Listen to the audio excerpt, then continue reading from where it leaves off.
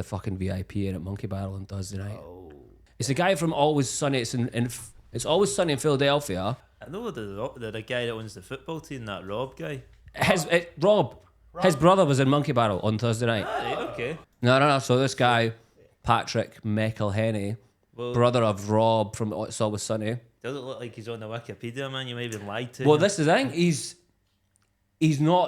the double of the guy as well. He's absolute. Right, you could have thought we were up there, and we could have sworn that guy was in the room. Fucking hell, man. Was he sound? Very. Yeah, he was really good. I think he was. I can't remember what he was up for. He was basically sitting with Ian at the back of the room, and we all kind of got a wee heads up that he was in the room and everything like that. So it went from a new material night to there's a fucking celebrity in the room. But to be fair, two people, Roscoe and Ross Leslie, still did new material. The rest of us are like, that's it's always shite when people turn up with new material nights because you're like, this isn't fucking what this is about. I know. Yeah, I'm always you don't want to like you want to just fuck about and have a laugh. Aye, then you got fucking somebody's brother there. And like, fuck this, man. It was sound. We went out drinking afterwards to like Stramash. He was hanging about and he was all very like, loved your act, guys. That was a fucking awful impression of the guy. Patrick, if you're listening, I'm so sorry. There you go. You're going to be in Always Sunny soon, man. Yeah, but that's it. We were kind of like, I think at the end, Roscoe was kind of like, well, nothing's going to come of this. Aye. Like, for us anyway. Maybe something might come of Monkey Barrel, but he was just like, I'm going home. And I was just like, we're all kind of like, hey. Trying to suck at the teat of the famous guy in the room. It's fucking, I felt like an absolute twat for doing it. Sucking the teat of the famous guy's brother. Yeah, it wasn't even proper fame. Fucking McElhenney teat. That was it. I think that's probably been the only like famous guy. I think it's Craig Brown. Craig Brown, ex-Scotland manager. Ah, right, okay. I think that's it. I think that's the only other famous people I've ever done it to. You ever had famous people in the crowd? Gary O'Connell, the guy. Ex-Hibs. Aye, he was at a gig and then he followed me on Twitter and then I looked that long ago and I was like, he doesn't follow me anymore. So. I think he was in a lot. He used to like, get smashed all the time. He was always in nightclubs just fucking blasting gear all the time. It was for a charity night called, I think it was like Keeping On Side, and it was about kind of like rehabilitation from that. It was like for that. So he was like kind of like the big person. Yeah. There for it, man. Did you hear what happened when he got stopped by the police? No. Oh, this is so good. So he's in the back of a Range Rover. This is probably about 10 years ago. He's in the back of a Range Rover doing coke in the back of the Range Rover. Fair. Police stop, police, I don't know how they'd realise, but they basically go, what's your name? And he goes, my name's Gary Johnston. And they go, can you spell that? And he goes, Jost. So I was just like, well, obviously you can't spell your surname. You're not Gary Johnston. So I got an absolute shit for that, for doing coke in the back of a car. I was like, what a fucking muppet, man. So that's your most famous audience member? I think so. I never really pay much attention who's in the audience because I don't do well with like the industry people. Yeah, I've heard. I usually fuck it, man. So I try to stay away from them. Yeah, you've told me a good few stories about the industry people, Liam. Aye, because it's always fucking posh people, and then like I'm there, and I'm like, we have nothing in common right now. And they always seem confused as to why I'm speaking to them, and I'm confused why I need to speak to them, and then I'm just like, this is full of wanks, and then they're like, you're calling me a wank. I'm like, effectively, yeah, mate. Yes, that's exactly what's happening here. I think my favourite one was, I don't know if is he classed as an industry, Steve Bennett? Is he? Oh, Steve Bennett, man. Steve Bennett. He is a prick. He was a fucking arsehole, man. So, for context, he's like, runs like a comedy website called Chortle, and he's just a famous knobend for just giving out shitty reviews and being a wee petty wee arsehole. He's just a bit of a fucking weird wee guy. He is, eh? Because he came to I'd done a fringe show with Connor Burns and Gareth Waugh. And he came to the View, but it was the fringe that was kind of just as the pandemic was ending. Was it 2021? It would have been 21, because I was having the baby then. So it would have been then. And he came to it, and Connor and Gareth had gone on, and they'd done well with the audience, and everything had been fine. Then I went on, and I was done about a minute, and I could see Steve was there because it wasn't a big room. He was only 4 rows back, and I could see him. And like, because I was looking at my watch, and then fucking for the first minute to about the last minute, he just sat and chatted to a woman next to him. Yeah. And it put me in a weird fucking position because I was like, well, if it was just my show, Yeah. I'd be like, what the fuck are you doing? Yeah. But then I was like, well, they've done good gigs, so this review can Yeah, be... that could take a 4-star down to a 2-star if you kick the fuck out of him after the gig. Aye. So I was like, I don't know what the fuck to do here. And I was like, I've never heard of anybody else that's happening to. So I was like, I don't know how the fuck to play this. So, and my 20-minute set just became like me trying to play out possibilities in my head. Of how you're going to kill Steve Bennett after the It's gig. like, do I just be like, can I start the show a minute? This is how the viewer audience Yeah. and he's fucking not listening to this. And I was like, no, because then that's what this review is going to be about, and it's not like Connor and Gareth aren't going to get their fucking Yeah. bit. And I was like, there's no fucking way for me to do this. Nah. So then I just done the set, and I fucking walked off, and I told Connor and Gareth what had happened, and they were like, you need to go speak to him. I love that. They were the ones that encouraged you. Aye, because I was like, I don't know what the fuck has just happened here. 'Cause Yeah. I was like, what the fuck? So weirdly, I was at the bottom of the stairs in the Beehive when you came down. Aye. Because you went, where's Steve Bennett? And I was just like, he's just gone outside. You were like, I'll be back in a minute. Well, that was the worst part about it, because I went outside and I couldn't see him. So then I stood outside the pub and I was like, he's going to fucking come out and I'm going to be like, did you enjoy that show? But what had happened was he'd got out the pub and went to clean his glasses. So he took his glasses off and was standing there cleaning them. So I walked out the pub and saw a guy with no glasses on and was like, that's not him. So, That's like the reverse disguise. Takes his glasses off. a real fucking Clark Kent now. So I have angrily stood next to him for about 5 minutes. Just stood there like, where the fuck is this guy? And then, Hiding in plain sight. So and then good. I turned next to me and I was like, oh fuck, it's Steve Bennett. Oh, that you were raging. you were raging, man. That sound like it totally that threw me. Really takes the sting out of your anger when you've been standing next to the guy you've just been looking for. Because I was like, he must now think this is weird as fuck. It's like you've just gone outside to cool off to be like, no wait, he's fucking right there. And then he was like, I was like, were you just in that show? He was like, yeah. And I was like, did you enjoy it? How funny would it be to be like, brilliant, loved it. Well, that's what he said. He was like, yeah, it was good. And I was like, and I was just like, all the fucking steaming came out. Because it was just so weird. Yeah. It's like, I was like, right, well, I'll see you later then. Is that all you said? And I went back inside, and then I was like, that was fucking terrible, Liam. Like, You played that badly, Liam. I was like, you're Connor and Gareth would have been like, go back out and try again, man. Go back out and try that one Well, he again. would have took his glasses off again. I'm like, he's fucking.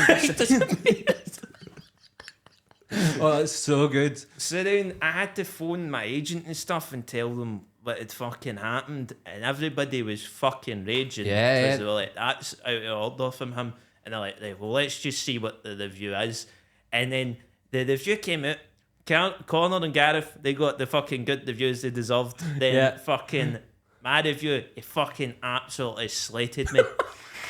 He was like, he's not rememberable at all. His material about nuns isn't original. And I was like, I think I'm the only person talking about nuns. Yeah, no one else is doing nun material, mate. I'm like, I think I've got the market on that, man. And then he just basically, and he was like, I wouldn't remember it the next day. And I was like, because you don't fucking listen to You it. were steaming, mate. You're trying to chat to some woman next to you. Yeah. So then that's when the review went up, that's when everything was like, That's when it kicked everybody off. was like fucking raging. Yeah. Then like the next night he had to come and apologise to me. Yeah. So we're outside the pub again and he had his glasses on this time, so I was like, that's fucking Steve right That's definitely him. there. And then fucking he was like, oh, I wasn't talking to that woman next to me. And I was like, I fucking saw you. And he was Yeah. like, no, what you saw was her talking at me. And I was like, well, you, like, then what you do is you go, I couldn't, in the review, you just go, I can't review Liam because Yeah. a woman was chatting to me next to me. It would be unfair to fucking give a review for something that was interrupted by Yeah. someone else. I'll review them at a later date, and you give Connor and Gareth their reviews. But I was like, but then that's totally false by you because you didn't watch the show. And I Yeah. was like, also, like, he put kind of bits of material and stuff like that in there, and I was like, you didn't listen to the material because when you've quoted me, Yeah. I don't say the shit you've said, I've said. Yeah. So I was like, you fucking misrepresented this himself. And then he wanted to keep the review up. That was the weirdest thing. He was like, I'll take your bit out and I'll leave Connor and Gareth's up. And I was like, well, they don't want that review up either because it's a false review. Like, you've put out bullshit, basically. Yeah. And the whole venue then turned on him. Like, no one else wanted to review. Everyone else basically says that you're not coming to review our shows after that. Aye, so he really kind of fucked it. And then he apologised. And then he... This is where the thing got a lot weirder because I don't know if I've heard anything after this. Well, he then reviewed me twice afterwards, and I done basically the same fucking set. Yeah. And it fucking got glowing reviews. I was like, this is fucking bullshit already. But I was like, I'll take the quotes, mate. Yeah. And then Just Steve, I love you. and then Big fan. fucking he nominated me for his like best newcomer shortle awards. Yeah. And then I didn't get told about it. So I didn't even get an invite to the fucking award ceremony. So I was like, well, I'm no fucking winning the award then, am I? Yeah, it's not happening. I was a bit like, as well, I was like, well, it feels a bit like you've just fucking used my name here to Oh, fucking... 100%, mate. So I was like, 100%. nah. After that, I was like, well, I'm fucking dummy now. I think you're a slimy wee cunt. Man. Well, I saw when he came down the stairs with the woman, she was ahead of him on the stairs, and he was like, probably like his wine was like spilling everywhere. He was like, and she kept trying to like talk to her because I was watching him come down the stairs, and she was kind of not into the conversation, and he was just like a lady old man, just kept like trying to try to talk to her. And I was like, what the fuck was that? Aye, it was weird as fuck. Like, that's the thing, like, I've really never heard anything like that happen. No one's had to deal with that. That's what, because I was like, it wasn't even like I could go and talk, because usually in that situation I just go and talk to like a fucking older comic and like, hey, what's the done thing to do here? But I was like, I don't fucking know anybody no that one this has does. happened to. Yeah, well, that's the thing. He's just a wee worm. Aye. Absolute worm of a guy. And then people would see when people get like reviewed or like nominated for his awards and that. Everyone goes from, oh, he's a worm, to suddenly they're all just like, oh, I've been nominated. And I'm like, what That's he's the doing? thing, man. That's the thing. Like, he's a fucking like parasite, man. If you fucking, is. if nobody really gave a fuck about him, he wouldn't have anything. But because people get the good review and then take the quote, then he still survives, and that's like, I know. that's why he gets what he gets. I know. Just a wee fucking knob, just trying to run a wee website. Be like, Fuck him, man. I know. You don't really give a fuck about reviews, do you? No anymore. At the start, I didn't, but now I'm very jaded these days. Jaded at the age of 23, Liam. Aye. Fucking. I don't. Well, that's the thing. Like, the fucking more things you do, the more things you're just like, oh, this is all just shite, innit, man? You potentially going to be the last ever Scottish comedian of the year. Aye, because somebody bumped the fucking trophy. Yeah? Or someone took the trophy. Well, apparently somebody's bumped it because it was so he done that. It was meant to be the comedy awards, but then Right. like I think one award got given out, and then it was basically just a big piss up, basically. Yeah. But Which it was at like, again, I'll keep these bits out, but it was like at his birthday party or something like that. I It think was like, it was effectively a tax write off Oh, for his 100%. birthday party. Yeah. So he was like, "Oh, you've got the trophy." Because this is the thing as well. I didn't realise when you win Scottish Comedian of the Year, you've got to fucking keep the trophy in your house for a year. So then it's just been sat in my mum and dad's house. People be coming in and be like, what is this? What's that big giant banana boot over there in the corner? Aye, so I just had it in my house, and he was like, oh, you need to bring it to this. And then I brought it, and I put it on a table, and then I just went and fucking got bevied up. Class. And then I left. And then the next day he was like, did you take the trophy home with you? And I was like, no, I've been literally trying to get rid of this for a year. I'm glad it's gone, Alan.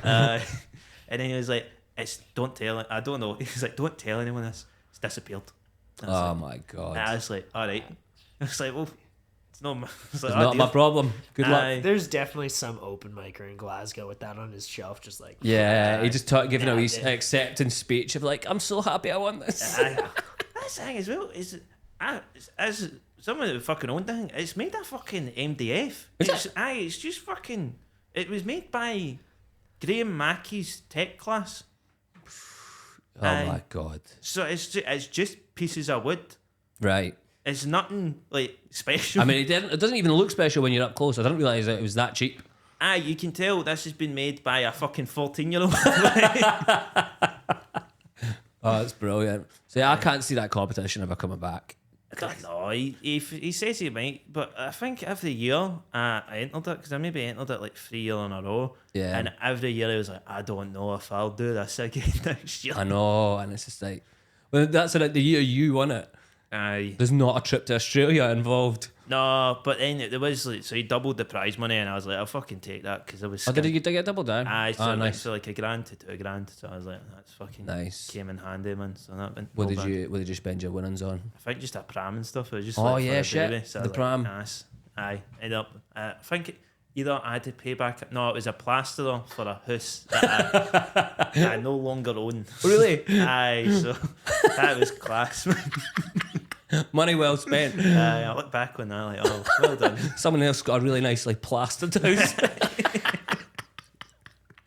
That's funny, man. That's good. That was a fun wee night. That was when you won Aye. it, but it was just a mad. All the things that have game. happened in the background of what happened on that night. Everything that happened in the judges' room. Aye, Sounds that is mental. another one where it was that was a industry. Industry. Oh my god, yeah. Because your other industry, again, we don't have to keep this bit in, but your other industry friend was there. He was but there. But apparently, like, I was down in hot water and speaking to Binty about it. Aye, have you hit- I went out with Binty afterwards and I heard it all. It Yeah. was effectively what it was all the judges were like, oh, he's in with a shout, and then one judge was like, anybody but him. Yeah. Aye, and really fucking dug his heels in about it. Yeah. But Susie McCabe fucking knew what had gone on between me and him and was like, basically like, if he says anything in there that seems a bit off about this guy, it's because there's a personal issue between those two. Yeah. So take that into consideration. And then after they fucking done all that shit, came up to me and was like, oh, well, it was just such a hard decision to make. And I think we got the right one in the end. And I was like, you're a fucking dick, mate. Yeah. It's that sounded like an awful wee room to be in because they were all just being wee, like, again, wee political, just being like, who's the funniest on the night. And I think everyone that was in the competition walked away and went, Liam cleaned up. Aye, Were you not hungover that night as well? I think so. I'd Yeah, been in you the were. night before. Everyone else was like putting all their effort in, and then you turned up hungover and just Aye. went up and smashed it. We were all at the back of the room like, well, Well, there goes that. because I've done a few fucking competitions, man. And again, this is another reason why I'm probably jaded at this point. They are fucking absolute bullshit. Like, Oh, yeah, big you time. see people stake themselves up for these competitions like it's fucking 8 Mile or something. like, fucking, we're in the fucking rotunda. Some cunt get fucking married here last week. Like, you're not going to. This means Yeah. nothing, man. Just go up, try and make cunts laugh, go home. Like, that's Yeah. all you need to do. I think once you've been in them, maybe like one or two, and you go, oh, this is a big pile of shit. Aye. But your first one, you're like, this means a lot, and then you quickly realise, like you say, this is nothing. I remember the thing I done because he gave a kind of shit about one because the 3 years I was in it, it was Rotunda, Barrowlands, and then back to Rotunda. Yeah. So you can see he fucking stopped giving a shit again. Oh, massively. But when it was in the Barrowlands, I was on second last, and a guy had wound up everybody in the circuit for like ages, and he got through the finals because each, like, so you done like a heat, a semi-final, and the final, but there was always an audience cheer off to Yeah. one audience vote to get through. So he brought about 50 people with him to like the heat and the semi-final. What? And then in the final, he was on last, I was on just before him, so I was backstage with him, and he just started like pacing, and then he started being like that, and then he started shadow boxing. No. I was just stood up to him like, you've fucking lost it now. Shadow boxing. Because I remember, like when I was starting it, the weirdest piece of advice I got was off a Canadian comedian called Mike Wilmont, and he was like, if you ever see a comedian shadow boxing before he goes on stage, he's like, that guy is a fucking psychopath. It's like, stay away from him. That is pretty fair. Shadow boxing. I've seen people do push-ups before going on stage. I've seen that level of just psychoticness. But I don't understand, because I'm like, you are the most like laid back person going. Is there any gigs? Because you've done like I've heard you talk about on Some Laugh. Like you did live at the Apollo, and then we're just like, yeah, it was just another gig. what was just the weird thing about that was, this is another weird thing when you fucking just go like, this is just strange. Because what happens is they put you in a dressing room, because I've done like TV twice. I've done like the New Comedy Awards, and with that there was another. There wasn't as big as budget in that, so you didn't have a separate dressing room. Yeah. So it was like a women's dressing room and a male's dressing room, but there was only 2 male acts. Right. So effectively what they did was put me and a really funny Irish comedian into a room together, and we just were like in there for about 5 hours, and we'd never met before. Just like the pair of us just sat in a room with a mirror for 5 hours. And then they're like, are you ready to go make people laugh now? So, like, that's what happened when I was doing the Apollo as well. Like, basically just got put in a room by myself for about 3-4 hours. They gave me a Nando's halfway through that. Yeah. And then just with a mirror yourself. And it's weird, because you're like, this is not how you fucking set yourself up to go and do a gig, because you're just like, this feels like a fucking psychological experiment. Yeah, like some kind of Stanford prison thing. Just like, keep him in the room, let's see what happens, let's watch him. Let's see how long it takes for him to fucking cry into this mirror. 2 minutes. 2 minutes, he's the first person to cry. Aye, so, but like that's the thing as well, though, you're just like, some cunt's bound to laugh when you play a room as big as that. Like, the more people you have in the room, the easier the gig's gonna be. So, yeah. Was that even like a big, like, because some people that's like the end goal to do like live at the Apollo. Was that even like on your like list of things to do? I think when maybe I was younger, like when I was like maybe starting out about, that'd be cool if I did that, but I never was like trying to get on it, like, because I know I heard some things where people were like, oh, like they're angling, they're talking to bookers and stuff like that. I kind of got it by accident, like I wasn't really trying to, which I'm sure so many people love to hear. Some, like, basically, I don't really know what happened, but I got a call off my agent. It was like, oh, you're going down to Brighton on the Saturday. You can go down to London on the Friday, because the booker for Live at the Apollo is going to be at this gig, and there's been questions asked about you. So you want to go down and do it? So I went down to this gig. I think it was 21 Soho or something like that. And it wasn't busy. It was like a quiet fucking gig. I think there was about like 20, 25 people there. So I was like, oh, the game's fucking gone. Yeah, we're done here. Yeah. I was like, I'm not going to get enough to be like, put him on fucking Live at the Apollo. So I just went up, done a set, and then went to Brighton the next day. Then, like, he came and saw the Fringe show, and then I was like, oh, I didn't know he was coming. And then, but he's a very recognisable guy. Like, is he? Aye, sunglasses and denim. That's what you need to look out for. Aye, so it was almost like the Steve Bennett thing. We're like halfway through, I was like, that's fucking. Imagine if he'd been talking to you. Like, fucking get it. Aye, but takes his glasses off, you're like, he's gone. Aye, but then basically, he from that, like, I think it was like the last days of the Fringe, and I knew I was going to come out with a loss for the Fringe, so I was like, this is going to be rough, man. And then they're like, oh, you got Live at Apollo, and I was like, right, well, we've sorted it. Cheers, people, yeah. Aye, so it worked out quite well in the end, man. Yeah, that's quite cool though, man. That's a pretty big room to do. How many is it? I think it's about 3,000 or something. Doesn't really feel it though. It's like a really good setup, because like, although there's like fucking loads of people, it still feels very like pretty kind of close together. Like, the way the stage is set up, like, you can see like the first kind of block of seats and stuff like that. So it doesn't feel like a big room. It feels very kind of intimate almost. That's mad. And you see when the thing's like lifting up and that, you have to walk through all the smoke. Does it just feel like this is a weird feeling? Well, no, because the thing was, as well, when it lifts up, there's a fucking lighting rig attached in it. Right. And they were like, cause you're over 6 foot, we need to give you, like, you need to really watch your head. Like, so my whole thought was, I was like, if I fucking smack my head on this, I can't pull a setback from that. That audience loses confidence in me immediately. If you'd smacked your head up that side, that would have been so funny. Aye, so it's just like, right, just fucking don't hit your head. Did you even do a wee duck down? Like at the start, I was like, just tilting my head a bit, and then I was like, right, we'll be fine now. You the first person to ever headbutt the live there. That is amazing. But as soon as you fucking get your first laugh, you're like, alright, it's just a gig, innit? Yeah. Is there? I don't think there's probably, if you can do that room, then there's not many rooms that are going to phase you. I mean, still is, man. You're fucking, when you go into like a fucking room, and you can just feel like there's a hostile atmosphere. Like, oh yeah, those ones. But like that's a hard gig. But the Apollo's not, because it's like everybody there is there to see you live at the Apollo. Yeah. So there's very little you can do to fuck that up. Yeah, it happens.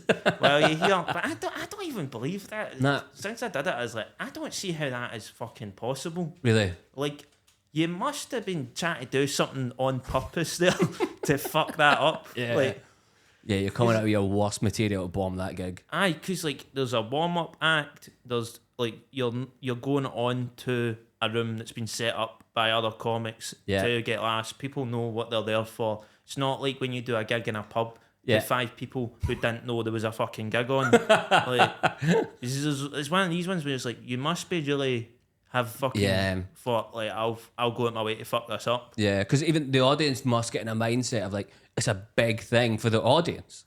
That's like a big night out for them as well. They must be like, oh, this is a cool gig. Aye, because there's cameras going through the audience and stuff as well. So like, they're wanting to fucking show that they're a good audience. Almost like they're kind of performing as much as you are. So yeah, that's why I don't get how you can fuck that one up. I'm like, how the fuck have you managed this?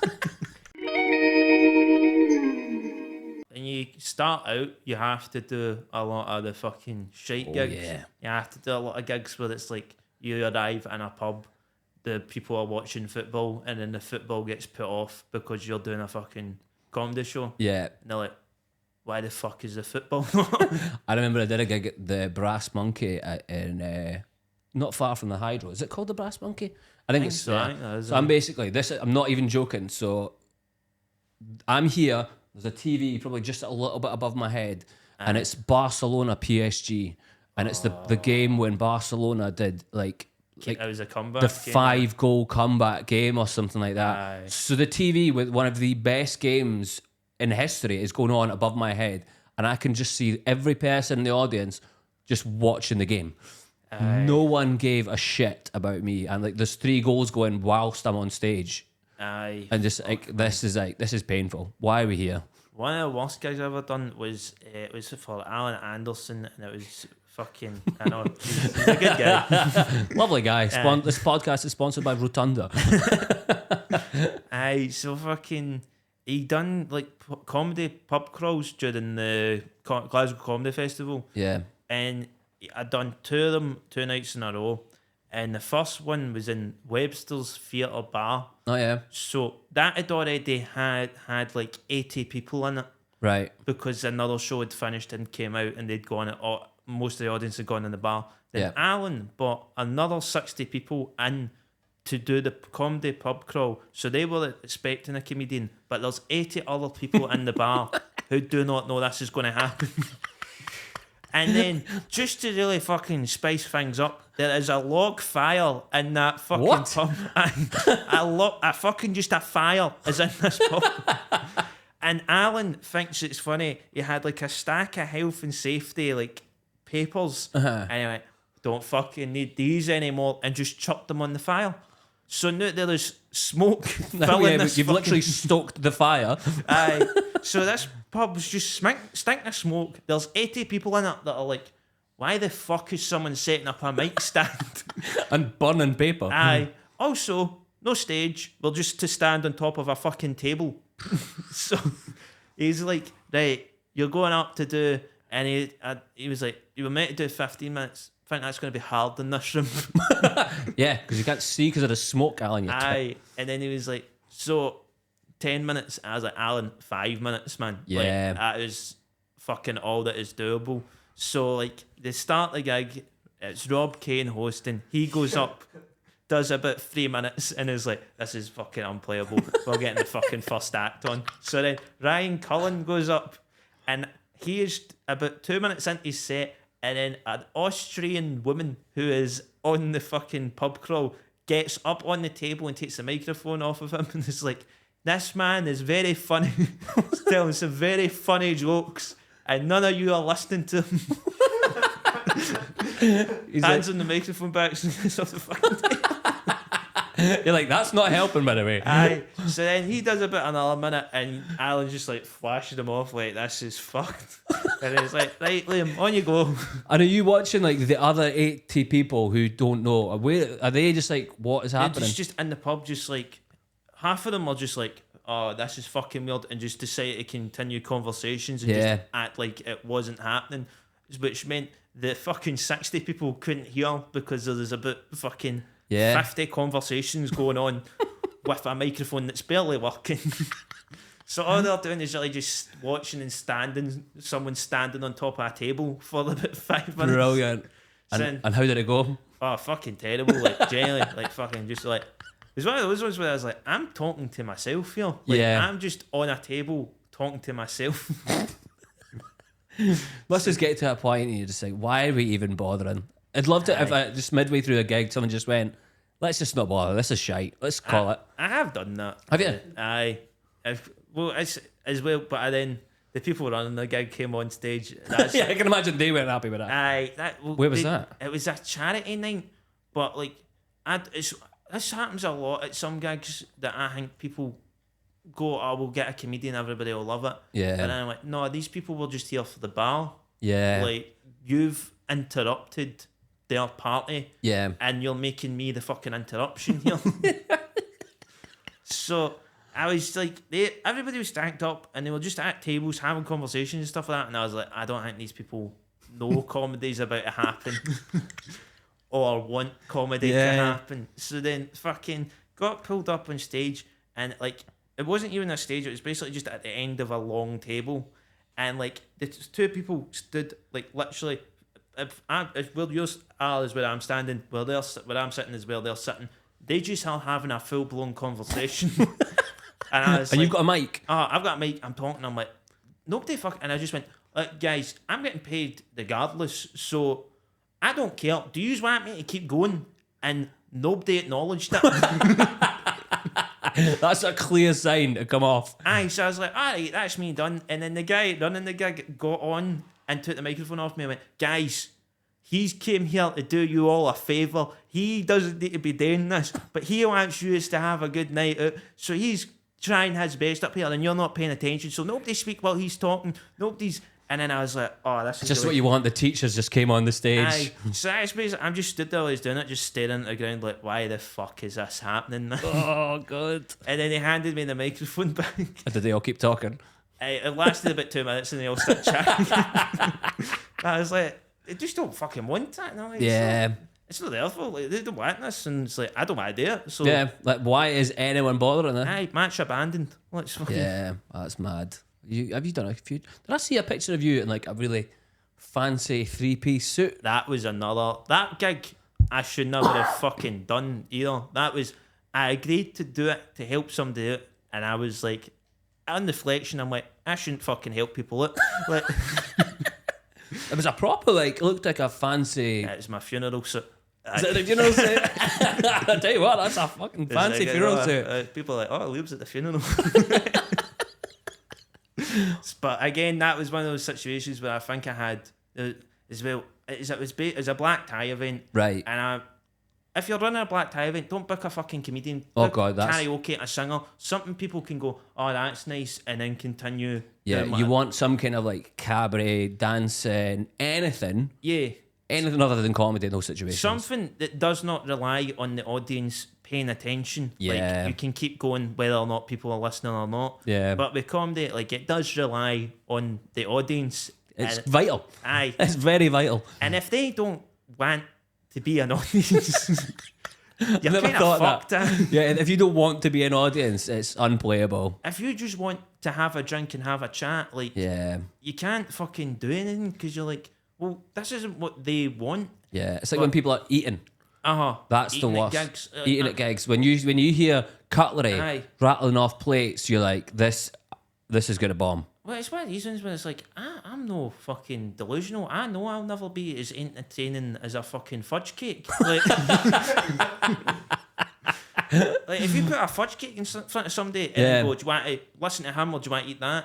They're going to pick the fucking cake. I'm taking a cake any day of the week. Aye. Even if you once I get on stage, if you put a cake while I'm on stage, I'm going to take the cake. Aye. I'm not going to want to do the comedy anymore. I'll just eat the cake. Well, that's the thing. So I was doing it and it's a massive. This is another thing that always happens at black tie events. You'll get a dance floor between you and the audience, so that there's like about fucking about 6 feet between you and the nearest table. Yeah. Which just means they feel like they can talk because they're not close enough to you where you could point them out and be like, "What are you doing?" Yeah. So I think there was about 12 or 14 tables there. I think I had one of them who were laughing, and I was like, just fucking play to that table, Liam. Just fucking play to Me and you, baby, all night. Aye. And then I done my set, and I was like, I ended it by going, that table over there, you've been a fucking dream. The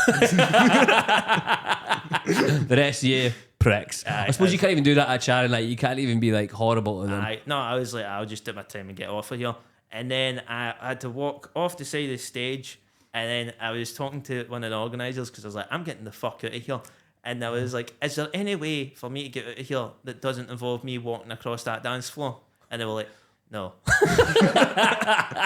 So died on my arse and then had to walk through the entire audience and out of the fucking building. And then this is how bad it was.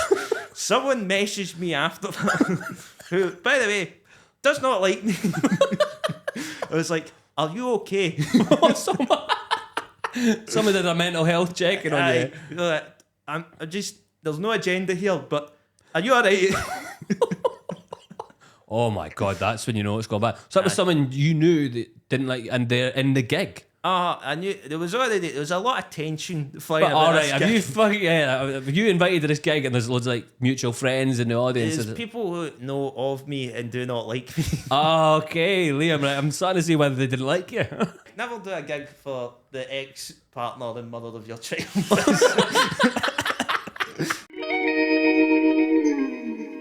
You get a fucking lot of beef out there, man. I know. I don't really know how I end up in like beef with the Catholic Church and everything. And I'm like, I don't really, because I don't think I'm a controversial comedian. You're not, mate. Like you said, you're just very laid back. You're just kind of like going through your life, and all these things just keep coming at you. I'm like, I don't think I even like prod anybody. I don't think I instigated. And I'm like, I'm having to talk to people about it, and they're like, why does this keep happening to you? You seem like the problem here. yeah. If it always happens, it must be you. I'm like, that's mad. And that's like, I'm like, what am I doing here that fucking annoys people? Is the Catholic Church still at you? They backed off, and like me and my sister are like pretty cool now. Like, All right, that's good then. Aye. I think that's the main thing, because when you were telling me the story, I was like, that's fucking, they're coming between you. Aye, but I think like it's very like we're pretty much as good as we ever been now. So like Yeah. that's all sorted. But I still get occasional emails off of like religious nutters, man.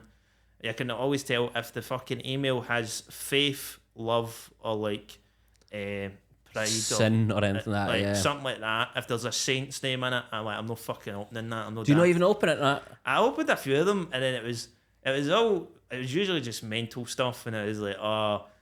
And they'd be like, oh, think about your soul and shit like that. And they'd be like, your family are a good family, and you're doing this to your family, stuff like that. And then, but there was always a turning point, because you've got to remember the religious people, they've always got the faith of like, no one's ever truly lost. Yeah. That's saying you can still repent and turn back. Aye, so they would start off the email being like, you're a fucking arsehole. And but listen, you can come back for this. You're not a lost cause, we man. Listen, we all care about you, and we want you. We're praying for you, Liam. Yeah, it's a fucking weird way to like do an email. It's people. always fucking religious holidays as well. That's usually when I get the most. I get Oh, really? Yeah, He's got a lot of time on their hands or something. Easter, I usually get about 5 or 6. Christmas, I got 4, and I was like, this is your fucking day off, boys. Yeah. Like, How's it not died down though, man? Because that's been a while. I think the Apollo kind of blew it up again a wee bit. Right, just so because- anytime they just see your face, they go, oh, that's the guy. Well, I'd done the nun material there as well, but then I was like, if you watched that, I was like, I don't even say God's no real. If anything, I come for the standpoint of he is real, Yeah. and he's a fucking party animal. Which I'm sure they loved. Aye, well, there's nothing in the Bible saying he wasn't, so That's true. You know, listen. You can say what you want. So, like, I think that's their issue, but they've never really fucking told me exactly what the problem was. I think it's just like, if you're not saying that you love him, you must be against him. It must just kind of be like that. I don't know, man, but Even it's some kind of like blasphemy of just like just you're fucking- taking his name in vain, or you're trying to make entertainment out of it. But the whole thing's entertainment. Like, if you've ever been to a mass, it's a fucking man on stage wearing a fucking dress, giving Who's- out free wine. Who's bombing? It's not going well. But he's fucking commits. He's like, He does. my shit. He does. I remember sitting in church when I was like 11, 12. I went to like a Catholic primary. Ah, right. And so we used to have to go to like all the masses and everything like that. And I remember like they used to like sit, you know, when they recite the things back, they go like, aye. the Lamb of God, you take away the sins of the world, have mercy on your soul. And I remember like sitting there, like being like, this is mental. Like, what are we doing here? Aye, because it's all metaphors as well. But when you're that young, you're like, there's an actual lamb here. Yeah. Like, aye. I always assumed they would. I was like, when the fuck are they bringing the lamb out? I never got that as well for years. I was like, what's this Lamb of God, by the way? Why are we all eating lamb every week? Fucking sheep involved in this. Yeah. Let's fucking come after me now after this. I'll be like, Liam Farrelly on the Brown Jewels. They'll be like, it's not I'd too love late that. now. And they'll be like, come back to the church. Yeah. It was so weird. I genuinely just remember thinking, this is bizarre. It's such a weird... If it wasn't so like... It seemed like a cult of like the reciting things back and forth. That's when I was just like, this is weird. But like some of it, you were just going, that's harmless. I think the majority of it's harmless because like the church doesn't really have any fucking control that much anymore as well. Because I think it has just developed slowly into more of a fucking joke. Yeah. It's like if somebody, that's the thing. Like even when the church were after me, nothing really fucking happened. Nah. Like they didn't. There was nothing they could really do, and like nothing really came of it. I was never protested. I just got a lot of like fucking abusive emails. If that's the worst of it you're gonna get, you're like, A lot of threats. That's all they really could do, and then they never followed through any of them. So I was like, "Oh, you're a bunch of shite bags, then, aren't you?" you hear Catholic church shite bags. But that's the thing, because then if they did do something horrible, then that surely goes against what they believe in and like being nice to people. And I think that's what kind of happened towards the end of it. My agent was wanting something to happen, so I stepped away from it because I was like, listen, this is your job. You're the agent here. You fucking handle what you want to handle. And I think she was kind of prodding him, kind of like, be like, oh, you want to do something? Are you sure? He's called you a bunch of bastards. So fucking, but they never did. That was the thing. It was the whole thing was just very strange. Yeah. Are you gonna do like more about that in your Fringe show this year? Are you gonna put I that? think I'm just done with it. Like, you I put it think I to bed. said everything I needed to say about it. Like, Yeah. I might go back to it later, but like, Yeah. I'm very much done with it. Like, there's no point. Like, Like that's the thing, you got your mileage out of it. That's it. It's done. that's the thing. Well, I got bored of the material anyway, so like, I was like, I fucking put it in the Apollo, I sold it off, and then I was like, right, move on to the next thing. Yeah, that's it. Once it's been on TV and once you've kind of done the clips, it's like burn it. Yeah, you Get don't rid want of to it. use it again. It still Yeah. gets pulled out if a gig's not going well. I'm like that. Oh, yeah. That'll eat up 5 minutes still. Oh, that's good, man. What are you doing in the Fringe this year? You doing I did Eddie McKenzie, man. Yeah. This is going to be class, man. Yeah, that's cool, man. Because I've done the Fringe, this will be like the 4th time I've done it. And like, I've always found, like, see when the last year I done it, I was having a fucking shite time. Because like, you're on your own, you're trying to get these fucking reviewers in, you're trying to get a show going, you're trying to sell tickets and all that. Yeah. And I was like, well, at some point I was like, the show's suffering for this because I'm not enjoying myself. So Yeah. I was like, I'm wanting to come up with a bunch of new material, and I was like, and I want to have a good time. The Fringe is a perfect place because I can go every day and effectively do a different set. Yeah. And I was like, Eddie's sound as fuck. He's also really fucking funny. Yeah. So I was like, I'm gonna have a good time. just want to enjoy myself this fringe. So, Yeah. Take the pressure off. Oh, so you're just going to take it like work in progress and just do it for the month? not a work in progress. I'm going to use the next couple of months to build up and just have like a stock of material that's like funny, but not like fucking where anywhere near done, but like good enough for the ticket price. Like, Stared right down the camera there. How much? but also I'm like, Eddie's there to fucking, if I have a fucking shine night, like you'll walk away being like, Eddie was fucking class. Yeah, that's thing. It's kind of hard to go wrong with that. Yeah, and also like Eddie's really fucking funny, man. Like, even if we sell no tickets, like I'm still gonna walk away for that, being like, I had a fucking good month anyway. Yeah. Like, What venue are you doing it? we're in stand 2 at 9:20. Oh, class. Aye, so you can get the train you can come see us and then be near the train station, get the last train back to Glasgow. So Perfect, man. That's ideal. So I think it'll be a laugh, man. Like you say, I think I kind of treat the Fringe as just a bit of a laugh. Like it's just like it's a fun month. Well, that's the thing where it's like you hear all this fucking shit that's flying about when you're doing the Fringe, because it's like, oh, you're on this you're on this short list for this, you're on that. Yeah. And at a certain point you're just like, this is just another fucking, this is all just a game All again. part of the game. And also it's like the only fucking people who really get anything out of it is like the fucking people who are already fucking putting the prices up, Exactly. getting as much money as they can. Like, you're all just fucking funding them. Like, there's no really, I don't think there is much point in fucking trying to win awards at the Fringe, because it's just nobody gets it. Also, like, see when you go down south, like I did a joke about doing the Edinburgh Fringe, and like half the time people are like, what the fuck is the Edinburgh Fringe? Like, it's blown up too much. It's too much importance is put on it. Aye, and I think the vast majority of like normal people don't know what it is, don't care what it is, and also it's too fucking expensive nowadays for normal people to come up here and watch it. Like, it's disappearing up its own arse. Like, it'll be interesting to see in like even like 2 years time what it's like, because I think this year will be a bit of a big test to be like, right, if loads of people saying they aren't coming, are the audience still going to come? Is it still going to be as big? I think you're going to have an issue with audience coming regardless who's going to be here, because you've got the cost of living crisis, right? And then you've got trying to come up here, so the travel to come up here, and then if you're coming up for down south or anywhere that isn't really Glasgow where you can get back in the same night, then you've got to pay for accommodation, you've got to pay for your food while you're here, you've got to pay for the shows you want to go see. Like, you're talking about a fucking week's holiday in Spain to easily come to Edinburgh for like 3 days to see the shows you want to see. Like, who the fuck has got the money to do that and isn't just going to Spain? Like, hopefully, like, it just becomes more this year, like loads of local people, like loads of people, like you say, from Fife, Edinburgh, Glasgow, loads of them turn up for it, because that would be class. If like it was like it was in 2021. Yeah, that was a great Fringe, because like everybody sold out. I don't think I saw a single person in an artist bar at that Fringe who looked like they wanted to fucking do themselves in.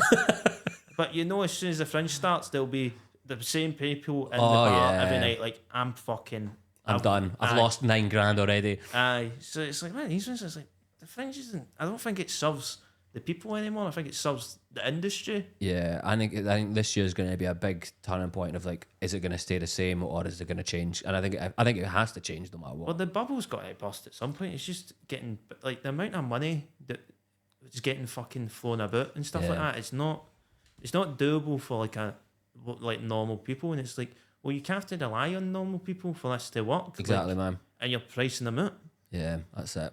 Well, hopefully we can have a bit of a fun month. I think we're all gonna have a laugh. I think we'll have a laugh. I think that's about it. Liam, before you go, I always like to give the guests a wee chance to nominate someone else I need to try and get on the podcast. All right. So this is your chance. You can go mad. You can go realistic. Who would you? I can see there's a twinkle in your eye already. Who would you like me to try and get on the podcast, Liam? What a 2-guest special of Steve Bennett and Alan Anderson. I mean, I could try and get one of them. I don't want either of them. Listen, Alan will do it, man. To be fair, Alan would do it. He does absolutely anything. Is that who you're nominating? I get Alan on, man. Fuck you. He'll probably say yes as well. He will. You have to ask. I have to. Jeez. Yeah, it's literally the rules. You fucked me here, Liam. I'll be honest. by far the most reasonable request that anyone's had so far, and also the least appealing. Yeah, and if you someone said the Archbishop of Canterbury, and I was just, at that point, I was still just like, oh, don't want that person. I want Alan Anderson less than that. Fucking hell. Yeah. I think he's meant to be alright. No, special. Yeah, I bet he's a good lad. Good boy. Good boy. Well, cheers for coming on, Liam, man. It's been no class. Now we're off to do Monkey Barrel. Yeah. Now we're off to do some shows. Rabbit, cheers, man. Cheers, Appreciate man. that. Cheers for having us. Oh, it was funny, man.